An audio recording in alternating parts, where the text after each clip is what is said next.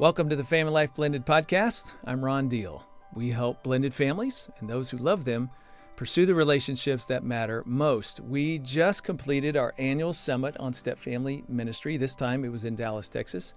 But if you couldn't make it, we've got an all-access digital pass available online just for you. And if you want, you can get as much access to much of the content that we've curated over the past decade through the summit on step family ministry. That pass is available as well. Check the show notes for more information. And I just want to announce for the first time that in January of 2025, my wife and I, Nan, are releasing our first book together. It's entitled The Mindful Marriage.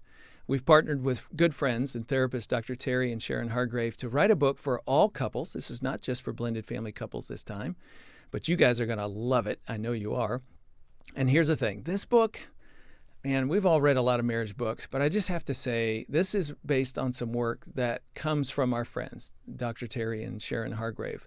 And this book is unlike anything you've ever read about marriage. It really cuts through all the fluff. It challenges some of the common assumptions about relationships that we have even within the church, not just in culture, but within the Christian community. And it gets to the heart of what is at the heart of you. We're really excited to share this material with you. It releases in January 2025, and the title is The Mindful Marriage. Create your best relationship through understanding and managing yourself. And no, I did not say managing your spouse. So there you go. You can pre-order it wherever books are sold. We have a very special edition of our Growing Up in a Blender series. You might recognize that title. From time to time, I talk with now grown adults who are looking back on their childhood growing up in a step family. The benefit for you, the listener or the viewer, is that you can gain some perspective on the children in your world and perhaps on your role as a parent, a step parent, or a caregiver to them.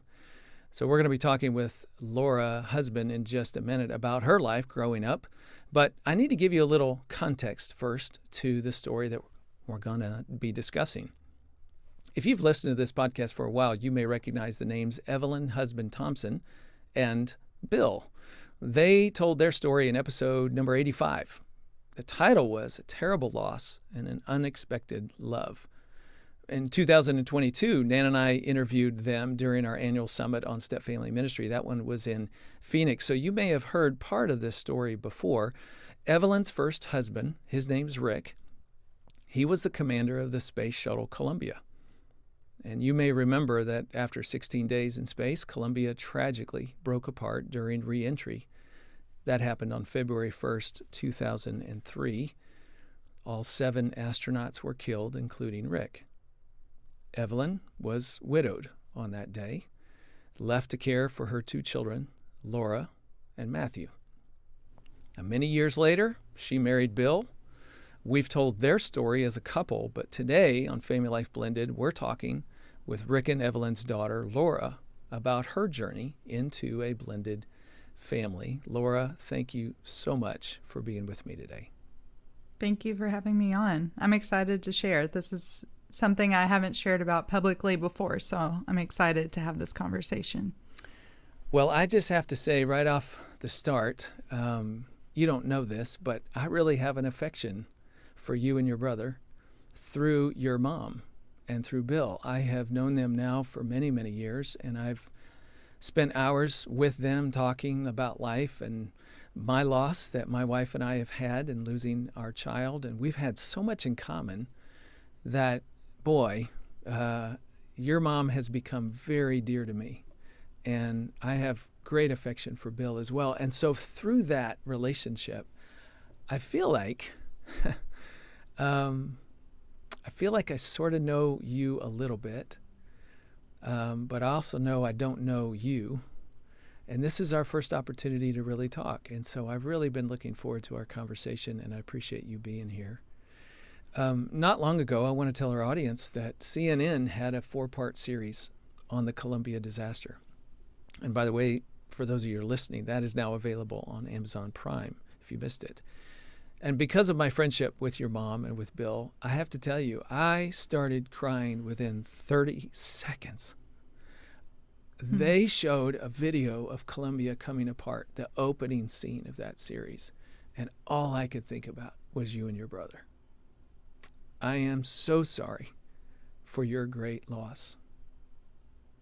You and your mom were interviewed a lot for the series. You were on camera quite a bit. You talked courageously about that very tragic time in your life, now 21 years ago or so. Did you watch the final version? I was wondering that as I was watching it. I know you were interviewed, but I also know sometimes people don't really want to watch it when it's all said and done. Did you watch it? Yeah.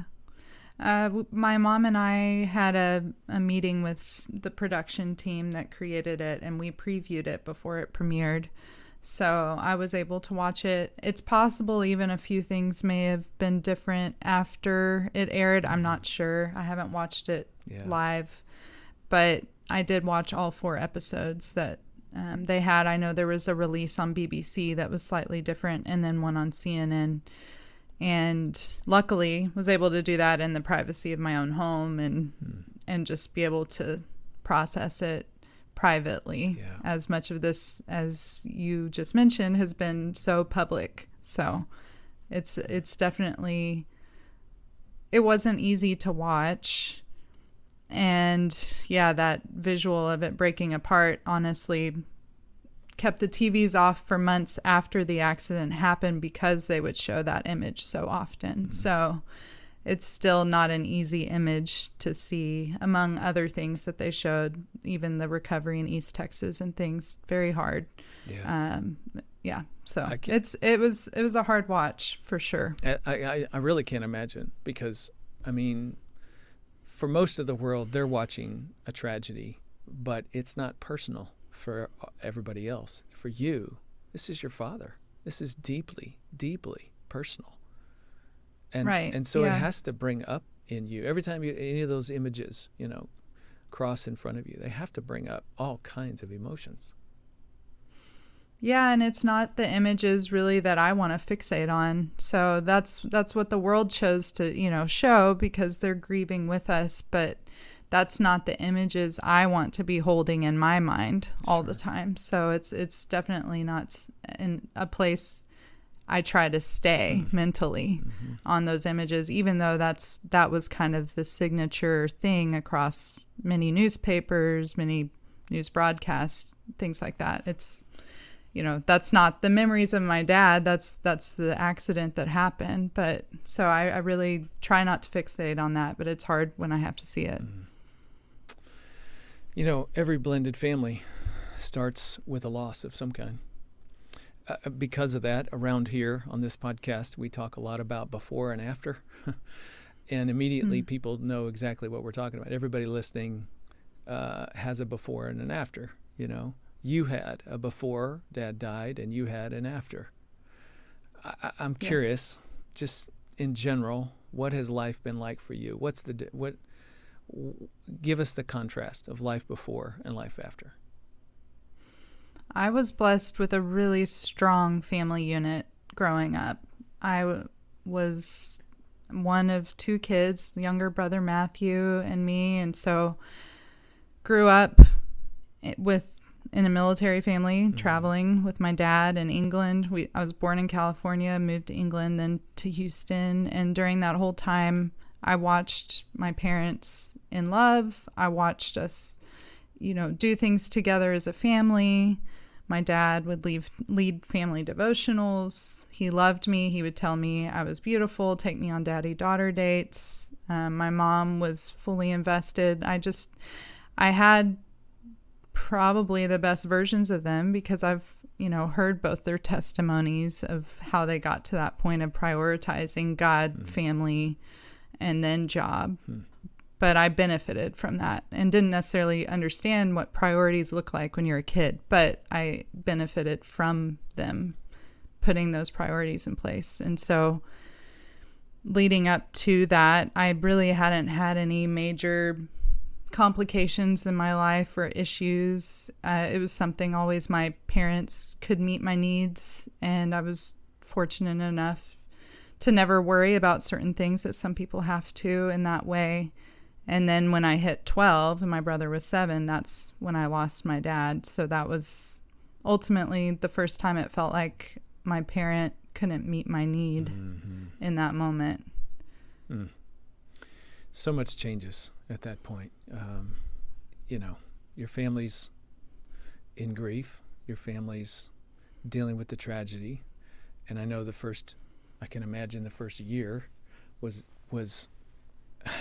kind of putting that grief on hold. I mean, because you're running around. Your mom shared how she went to every funeral of every one of the astronauts and had appearances and all kinds of stuff and cameras in your face and Yes. boy, the lack of privacy there to even grieve. I don't even know what that's like. Yeah, it was a whirlwind year. And also very much, I think we were in shock that entire first year. So I don't think shock wore off quickly.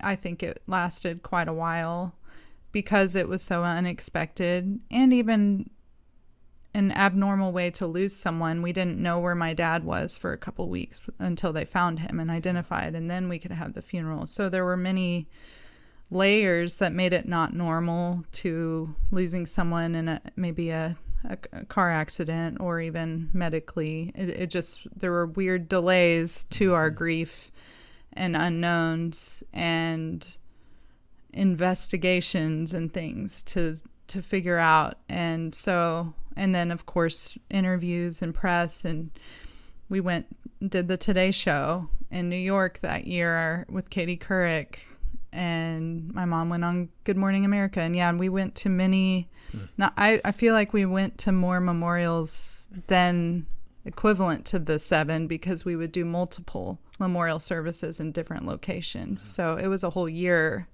of doing versions of memorial services in different places. Eventually, The dust settles, I think, and it's just kind of you. It's you, your mom, your brother. Now you're in a single mother home. The routines are different day to day. The overall. I know what it was like in my home the first couple of years after my son died.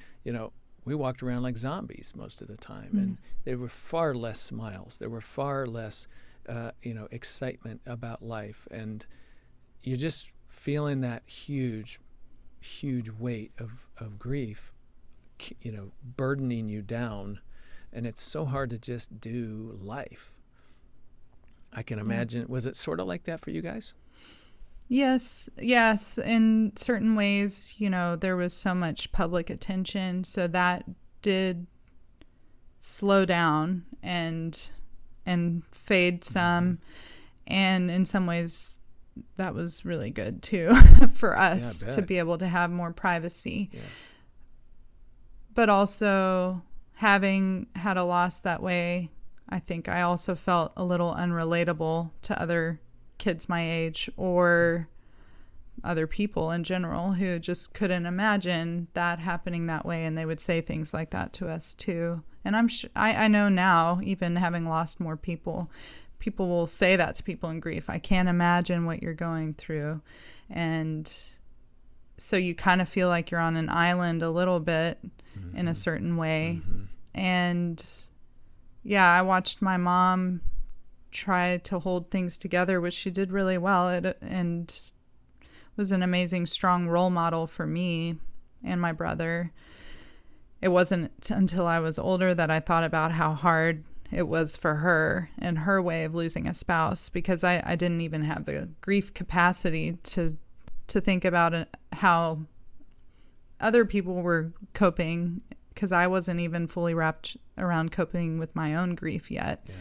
So it was definitely an interesting time. It made my mom and I very close because my dad wasn't there. So there was a certain closeness that developed between us because our home, our unit looked different too. And so, and my mom didn't hide her grief. She definitely didn't dump it on us at all. But, we all knew we were hurting. And so that was visible in whatever way we grieved. And we all grieved differently. My mom and I more similar than my brother, but we all grieved in our own ways. What did that look like for you? if we'd been a family friend or a neighbor and, knew the family before and now after, what kinds of things would we have seen in you that would have been evidence of your sadness and how you were carrying your grief? To be honest, most people probably, I'd be interested to hear what some people would say who knew me then, but I think I held it together pretty well, actually. Not necessarily saying I did. I think I was good at appearing that way. And I would often get told by adults, "You're so strong," and like, "Be strong for your mom," which my mom never asked me to do. And she would say that's not what we need at all. But still, having people say that to you, I think internally I started thinking, I have to hold it together. Wow. I have to do well in school. I have to not rock the boat even more because other people are hurting. So I will just do what I can to make good grades, do what I can to be strong. And yeah, through that experience, it's happened still, but I have adults older than me come up to me, and while they're trying to be encouraging, it's almost as if they need the comfort themselves for my own grief. It's a weird kind of paradox when people go through grief, where people come up to you and sometimes they're the ones who need the hug more than you. They want to give you a hug, but it's more for them than for you. So I felt like I kind of built this fortified wall of I'm fine publicly, or I'm fine with people around me. And God knew, what was going on in my heart. But what was the truth? What was going on? In some ways, I was okay. Thankfully, because of my relationship with God, I knew day one at 12. I told my aunt, I remember saying, I know God's going to take care of us. I don't know how, but I know he will. So that was very much present internally in me, my relationship with God, which only grew and strengthened over time, which is cool to see the ways that God just gave me boldness to not worry about tomorrow, just like every day's a gift, not worrying about small things that don't matter. Because of loss, it makes you really cherish the bigger things and not worry as much about the small things. But in another way, I think for many years, I didn't realize that I was just trying to be strong for other people, or not go too far into my grief, because it might even, inconvenience other people, which sounds weird, or I just didn't want to open that jar too much because maybe I couldn't close it. Yeah. And so later in counseling, many years later, I think a lot of that work happened, which I'm thankful for, but it wasn't till later. And maybe that's God's protection, that he held some of that off till later, when I had more tools and more emotional maturity to be able to unpack that. I do think God gives us little graces like that, where we finally get to a space in life where we can actually open up that jar and see what all's in there and really wrestle with it. I think a takeaway, maybe, I'm wondering, you can react to this.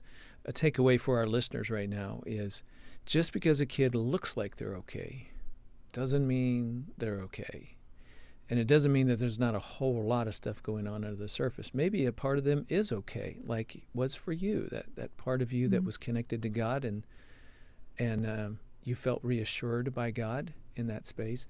But there were other parts of you that, were scared and didn't know what to do, and just sad, missed your dad.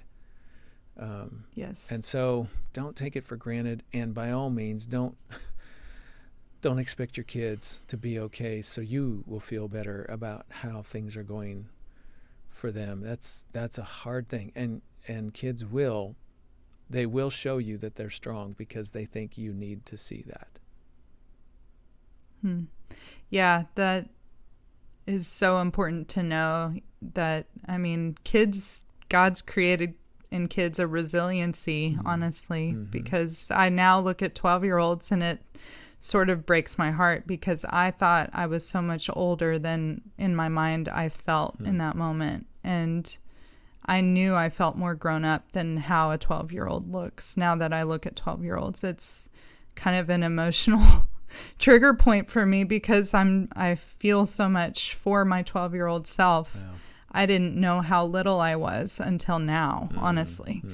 And it's true. Kids who especially want to maybe have a good relationship with their parents, they want to not cause problems, or they want to get on board, but maybe they don't know what's going on internally, or maybe they need to feel like they're trying to resolve stuff inside. They may not always come out with that because they're trying to be a part and try to support in the way because they love, their parents. But there's things in children that don't always come up, even if they appear super strong and resilient in that moment. And that is part of God's protection too. I agree very much.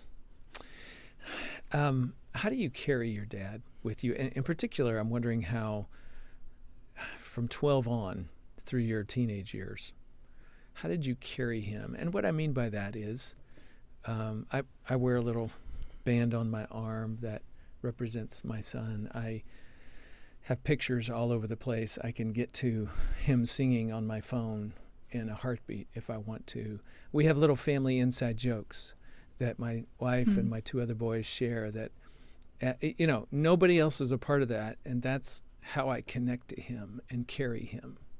How did you carry your dad with you? I think it's been in a variety of ways over time. We definitely had those inside jokes that I'll still bring up with my mom and reflect on, and even just reflecting on memories together. I think maybe it's because God made me a creative person. I'm an artist, performer. Like, I have a big imagination that's never gone away. So I'll even mentally reflect on those memories and like visualize them in those really great moments that we had together, which I'm thankful that I did have to reflect on. So I think sometimes that's how I think back, is reminding myself of those moments with him, his personality, his jokes. And even recently I shared a little piece of his devotional tapes that he had made for me on launch day. That was a gift to me that I would watch the 16 days he was in space.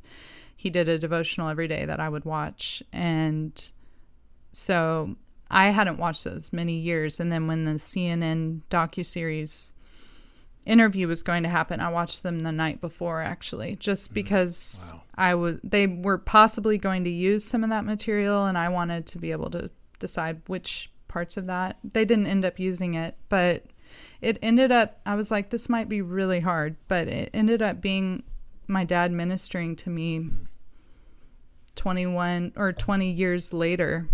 Wow. So and the lessons still applied of like, if you feel you're on the outs with other people, like, trust God, like, you don't compare yourself to other people, things like that. Like, it was still ministering to me now 20 years later, because the Bible's still active and true no matter what day you're reading it. So that was a gift that he gave, that he really didn't realize the impact of what that small amount of time was filming those, small moments. So things like that I've been reflecting on. And then he also loved to sing and was creative. And that's, my industry is in the performing arts, film and stage.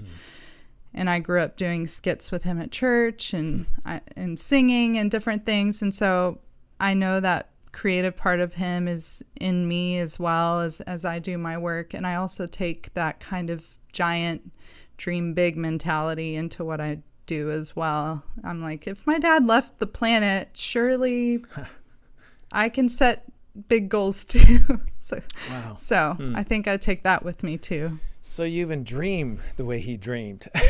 That is very cool. I hope, yeah, that's what I try. I do, yeah. Because I watched my dad, he had that dream since 4 years old. And it was always an excitement and a passion for him. It wasn't this check the boxes and get it done. And there was true heart in it. And so I think that's how I want to approach what I'm doing too, is just with a lot of heart.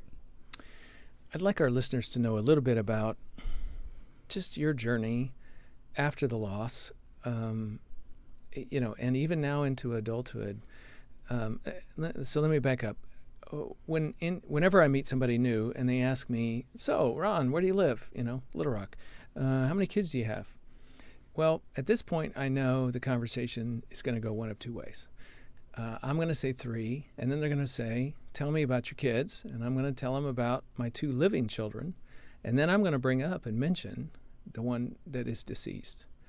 Mm-hmm. And at that point, I will know whether or not they have the courage to deal with my sorrow and sadness, or whether they will turn around and walk away. I mean, it sort of comes down to that. Life, I can only imagine, will not let you not be Commander Rick Husband's daughter. Somewhere along the path, whether it's finishing high school, going to college, meeting new friends, walking and meeting your friends' parents, just all the introductions of life, and people want to get to know you. This is part of your story. What's it like for you to face those moments socially? What decisions do you find yourself making internally about how you're going to handle that? And what's the lingering effect on relationships for you? It's a really great question. And it's so interesting. It's changed over the years as I've grown and learned more about myself even, or what phase of life or stage I'm in. And I think it also depends on the day even still. But for a long time, I was in the public eye doing these services. It was very visible who my dad was. There's even in our community, I mean, in certain restaurants, you'll see pictures of the crew in different places. But at some point, for a while, I stopped leading with that, or I was strategic not even to mention that if I was meeting new people, mainly because I'd encountered some people who'd express some form of jealousy or just interest in me only because of my dad was an astronaut. And so there was a part of me that was like, who's really my friend? Who really wants to know me for me? Who wants to know me just to know more about that part of my life? And for a while I got quieter and wouldn't share that. And again, big fan of counseling through processing and just God working in my heart. Understanding I didn't ask for this story. It is part of what God has given me. I don't have to be ashamed of it. Not that it's not about my dad, but just I don't have to be afraid, I guess, is maybe the better word. That I think I was fearing, how do I know who the good people are? Yeah. And that could come too from like not having my dad around. Like, how can I filter these people to know who's safe and who's not? And learning more of God's role of being my father in that, and allowing in those who are trustworthy and removing those who aren't, and allowing me to know kind of how to be vulnerable when it's safe and how to just lean into him in those moments. Because, yeah, sometimes people with self-interest will try to get close, but God has been great at being the discerner of that for me.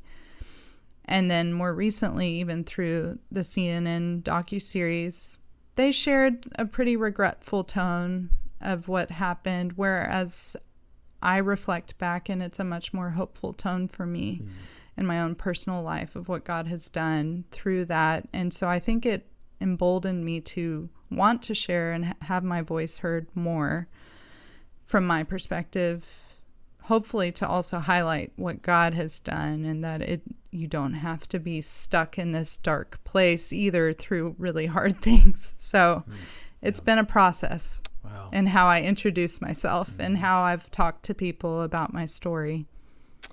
Well, bless you in that. And I'm glad the Lord has helped you discern some of those relationships. And I also know it doesn't end. You don't outgrow this. Right. It doesn't. It's the road we walk. Yeah. And like you said, too, about the ability of knowing if someone is worth talking to about your loss, as you mentioned with your kids. Yeah, it's kind of a person by person moment assessment of when you share a little bit of your story, do they have the ability to kind of be there with you in that, or are they just wanting the highlights and they don't want to go too deep? It can be an interesting thing to navigate. I don't know if our listeners realize it or not, but we've actually turned the corner and started talking about step-parenting already. Let me connect that for you if you're not with me. After a few years, Bill came into your mom's life and therefore came into your life. One of the things we like to tell step-parents around here is when you hear the child's grief, don't run away from it because that is a huge part of who they are, and it represents a connection that they have to a biological parent, to, if in the case of a divorce, what happened prior to mom and dad divorcing. And so this is a part of that stepchild that you really need to know and listen to and hear out and not turn and run away, because if you want a relationship with them, you got to go through the grief to get to them. How did that go for you? And I don't just mean, did Bill listen to your sadness, but I just mean all of it. When he came into the world, your world, were you open? What was it like? Was it weird? Was it good and bad all at the same time? How'd that work for you? It was difficult. It was very hard. I was very closed off. And my story's different now from then, but at the beginning, I was really, and you're right, we're already talking about step family, because that same description I gave of who's safe to let in, who's safe to hear my story, who's safe to hear it. I didn't want to let Bill in. I had already lost my dad, who I was so close to and felt vulnerable with and safe with, and I didn't want to have to reopen that and do that all over again with a new person. And yeah, it was an interesting time. I think maybe 15 when they started. It might be 15 or 16 when they were starting to date. And I knew, that Bill had been widowed. And I think in some ways, in the back of my mind, that made me feel a little better about things, because there was some similarities.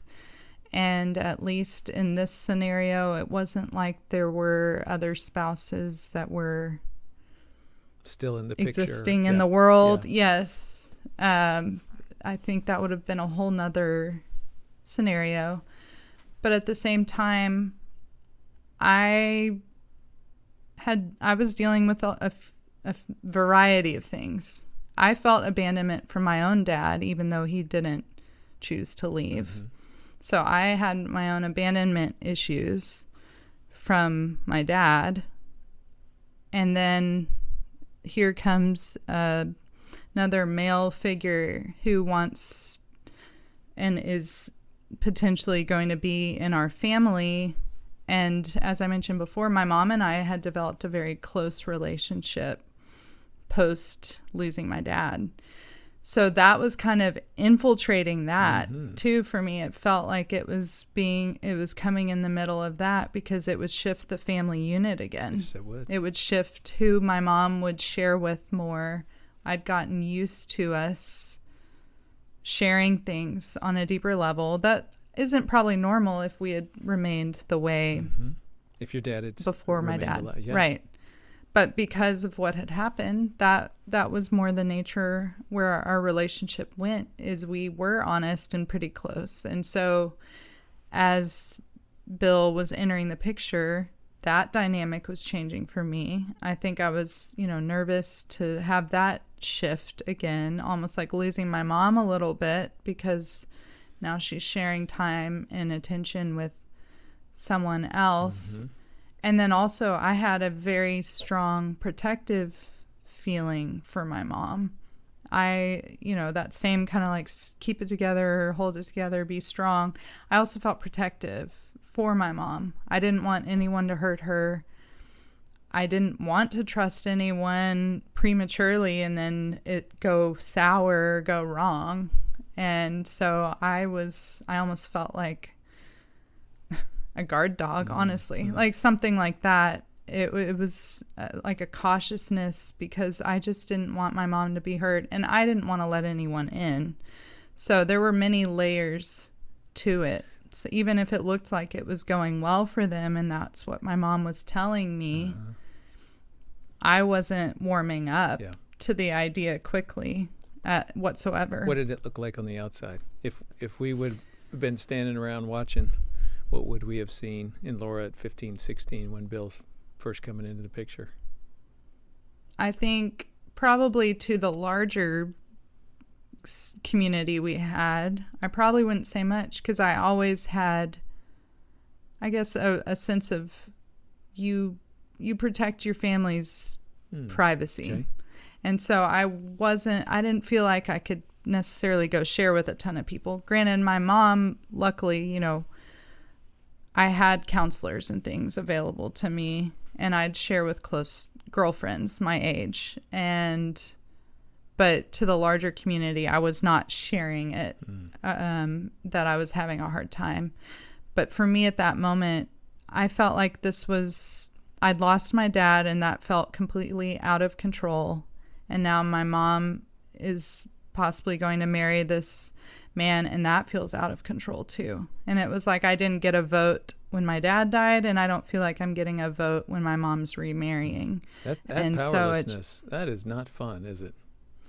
No, it's not. It just kind of felt like a recurring theme that had popped up again, of not getting a voice or a choice in a moment that was going to change my life and affect my life too. So you were closed off to Bill in the beginning. They get married now. Now you guys are all living in the same house.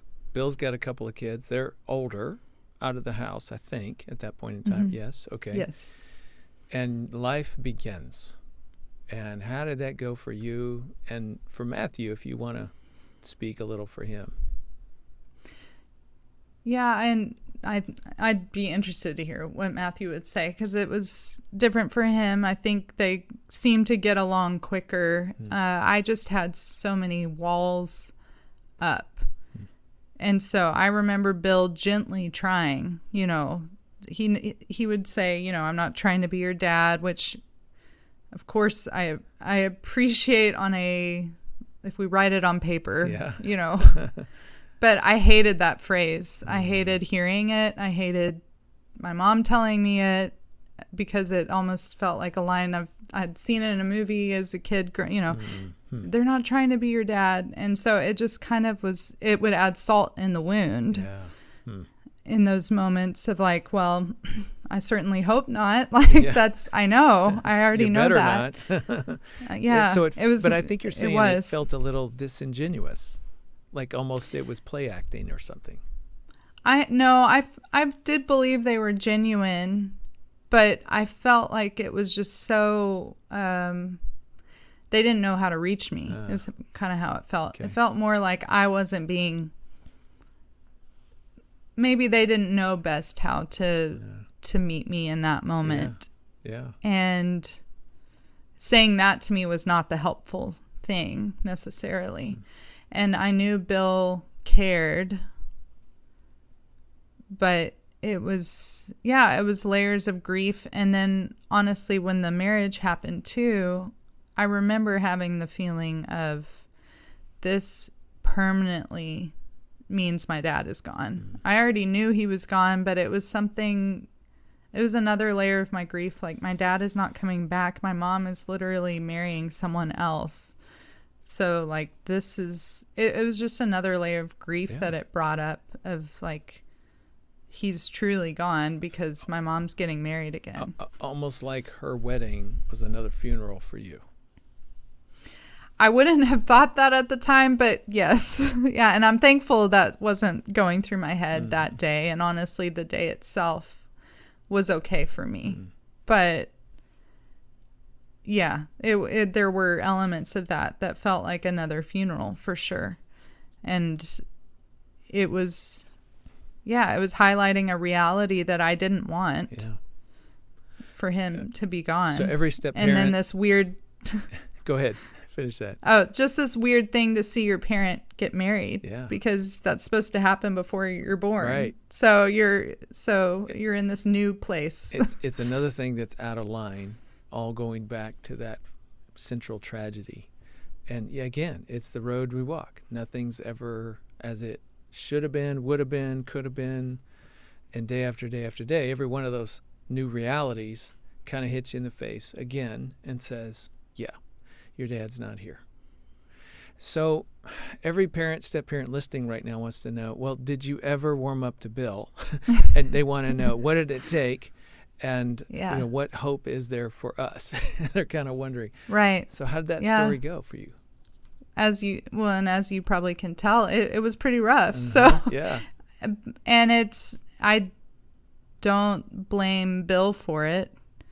I know that, and at the time even I would try to say in a way, to people who didn't know me as well, I'm like, yeah, Bill's a great guy. This is just really hard for me because I'm missing my dad. And then I think learning through it's important to allow kids to process their own grief, whether it's with they lost a parent or that marriage no longer exists for that child anymore, that they were, a child of that unit before. So there's a grief element that needs to have space to just be grieved. And also my timeline was different than theirs of what I was ready to process. They were very quick finding each other, falling in love, getting married. It felt super quick. And now I'm like, okay, that was God's timing. I do see it.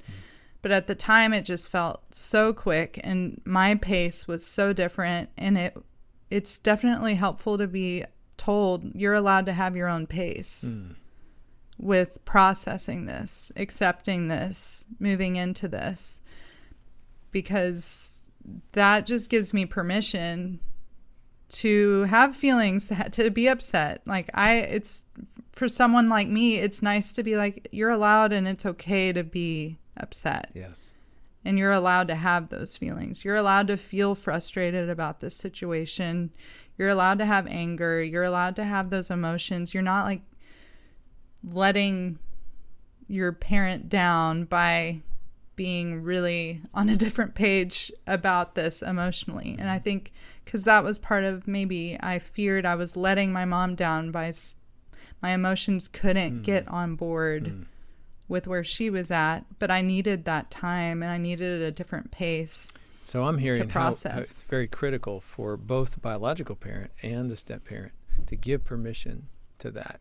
Now, I know that doesn't mean permission to be sassy, permission to be out of line, permission to, just get away with murder. So we're not talking about that, but yet permission to emotionally be on your own journey and find your own timing of if and when you perhaps begin to soften toward the step parent, for example, and begin to let them in. So how long would you say that took you?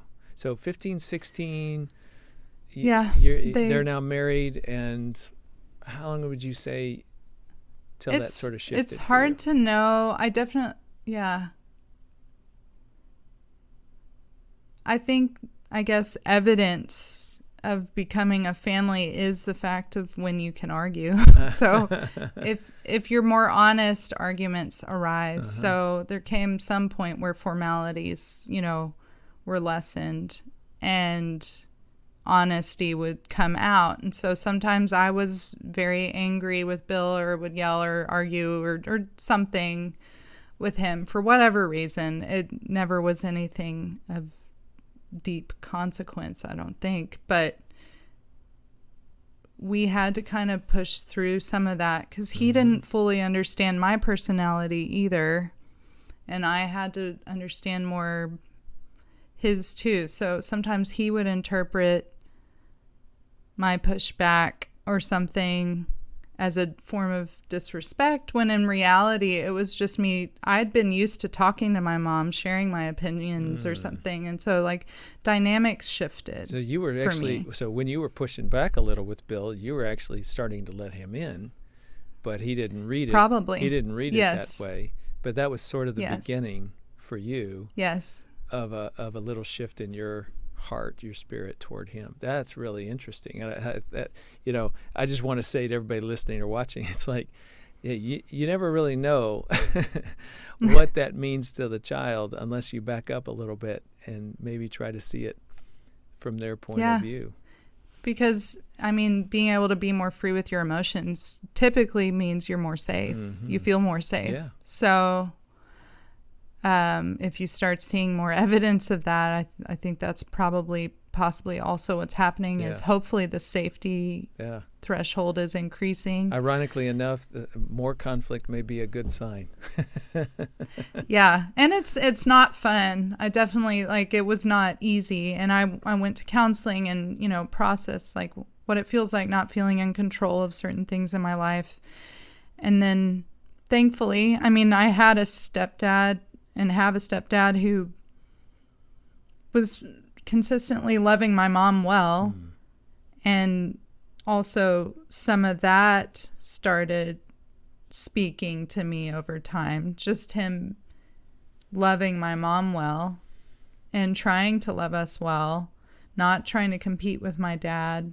He definitely never tried to be my dad or imitate version of my dad. He's been just Bill, and now I tell Bill, I say thank you for being you, because that's honestly the best thing you could be. If you had tried to be my dad or like him, it would have made it even harder or worse or a turn off. And so over time, consistency of loving my mom well and living a godly life, that definitely helped. And as I was processing my own grief and even learning how to let people in again, that was bigger than him. It was much bigger than Bill. It was, I'd lost my dad. I'd felt abandoned. Having a male figure, there's stuff God was having to work in me over many, many years. And I think that is so important what you just said, that it was bigger than Bill. Because I think when step-parents perceive rejection, that maybe they're narrowing their focus a little too much. They're just assuming it's all about them, when really there's a bigger story going on sometimes in the life of a child. And it really is larger than just receiving you. It has to do with their whole outlook on life and how they're even posturing themselves to the world. Yeah. I'm going to fast forward a little bit. So 15, 16 years since Bill has been in your life. I'm going to guess, and you can correct me anywhere along this path, okay? But I'm going to guess that at this point, there's space in your heart for Bill. And of course, there is always prime space in your heart for your dad. When you started to put those two side by side in your heart, was that difficult? Did you ever feel guilty about it? Did you ever feel like, well, I don't know how to measure this. I don't know how to do Dad and Bill, or, you know what I'm saying? Where they just sort of, did that feel weird, or by that time, was it okay? Yeah, I honestly wouldn't say side by side. I feel like they're in two completely different places, and that's what makes it feel so good, actually, is because Bill was trying to be Bill and not my dad, Bill has his own place and my dad has his own place. So I don't feel like they're even touching. Okay. Well, maybe they are. Maybe. But in the sense of the way that he's shown me love in a fatherly way, and I've very much appreciated that. But that like came over time. Thinking of them separately really actually helped though, and not ever trying to make it be the same thing or similar. Right. And yeah, my relationship with Bill is very strong. I share things with him and my mom very open and vulnerably. I express vulnerability with both of them and ask their advice and spend time one-on-one with Bill. We do things on our own too, and we've built a good relationship. But yeah, it hasn't been forced, and I think that's the biggest thing is I have a pretty deep, I guess, authenticity core to me, and most people do. I think you can just read if something's forced or not. So you want it to happen in a natural, organic way. And yeah, I love Bill and tell him that, and he tells me the same, and I'm so thankful for him. And he is a father figure to me, and it just feels different than my dad, and there is space for both of them. And I think this is I'm really thankful for that. This is gold to our listeners. One of the things we say around here is step-parents should think of themselves as an additional parent figure in the life of a child. All children, even growing up in a biological home with their two parents, have additional parent figures in their world. They have coaches, they have mentors, they have teachers, they have a youth pastor, they have people who come into their world and play a role and add something to the child's experience of life and to their understanding of life, and influence them towards Christ. All kinds of things happen. And when step-parents come in with that sort of posture, that's what I'm going to try to do, then there is no competition with that biological parent, living or deceased. It is another spot in your heart. I love the way you said that. Not side by side, just another place in my heart, because they're a different person. And that stands on its own, and it takes nothing away from the attachment, the connection the child still has with their biological parent. And so I really, really appreciate you sharing that perspective, and I hope people will take that to heart. I just got 2 more questions for you. One of them is, what would you say to step-parents about caring for a child who has experienced the death of a parent? Is there anything in particular that you just think, this was helpful for me, or this could have been helpful for me? Do this, don't do that. Yeah, there's so many things to that. Every person grieves differently, but I would say patience, which is a fruit of the Spirit. Just really practice patience, because whether they are emotionally charged and angry or more isolating, whatever place on the spectrum they are, they might still need you to come into their space and be present. So if you are that person who they do trust, ask God to give you wisdom when to push through when they're like, no, I'm okay. I'm gonna, just go to my room. Ask God for discernment and wisdom when those are the times you need to push through and go lean in. And if they're angry or lashing out, ask God for wisdom of they just might need to be loved through this and allow this to come out too. So I would say patience and discernment. That's so very good. I just had a thought I got to share with you.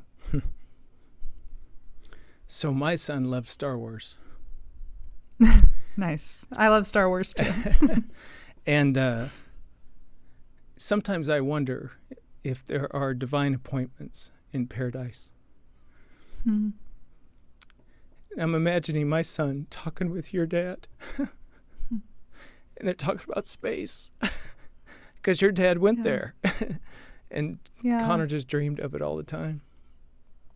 And I just wonder, with the eternal perspective that they now have, what they would think of you and I talking about them. Wow. Man. Yeah, there's God's goodness just keeps reaching through every hard thing, I think, consistently. And I do think about my dad, being there in heaven, and I would imagine they're getting to, I think about the no tears, no more pain. Right. And just getting to celebrate those things like space or things God created. I mean, who knows what ability they have. They might be able to see some really cool things we don't get to yet. Yeah, so, right. But it is an amazing thing to think that they could be there having a conversation too. A lot of joy. Wow. Yeah. A lot of joy happening between them. Yeah. Laura, thank you for sharing your life with us. Thank you for your courage. I'm sorry for your loss. Thank you. And I know you can relate on another level, and I'm thankful we both have that relationship with God, knowing that this is not all there is, and that there is hope to be had and purpose in these moments that feel hard. Amen to that. Thanks for being with me today. Thank you. If you, the listener, haven't subscribed to this podcast yet, either through your app or on YouTube, please do that. We don't want you to miss a future episode. A quick reminder that Family Life Blended is a donor-supported ministry. If you want to give just to say thank you for this and other things that we do, check the show notes for a link. You can make a tax-deductible donation. You can also leave us a review or a rating. That helps other people find us. We would love for them to find hope as well. The number one email question that I get is, how do you find a qualified counselor? Laura talked quite a bit about that. I've certainly been through a lot of counseling in my life, and I am a big advocate for that. But how do you find a counselor specifically trained to help stepfamilies? Well, if you don't know, we have a growing list of what I call smart stepfamily therapists and coaches who have invested time and energy in being helpful to blended families. They've gone through my advanced clinical training, and they are ready to help. So check the show notes for a link that will take you to an online list. And if you're a coach or a counselor, or you know somebody who is and they might be interested, we do training 2 or 3 times a year. It is pre-approved for 12 hours of continuing education, plus you get on our list. Check the show notes. Again, we would love for you to become a part of that, because we want a huge list, an international list of providers that are able to help blended families in the time of need. I'm Ron Deal. Thanks for listening or watching, and thank you to our production team and donors who make this podcast possible. Family Life Blended is part of the Family Life Podcast Network, helping you pursue the relationships that matter most.